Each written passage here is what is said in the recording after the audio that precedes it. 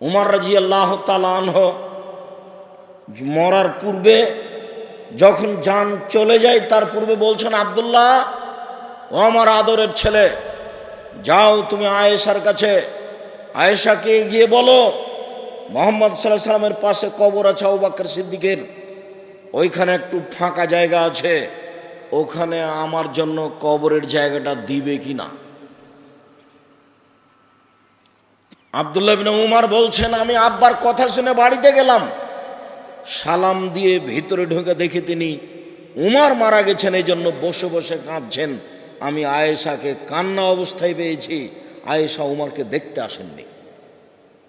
অর্ধ পৃথিবীর খলিফা, কুশাগর, বুদ্ধিজীবী, রাজনীতিবিদ উমর, উমরের মতো পৃথিবীতে মানুষই জন্মানি।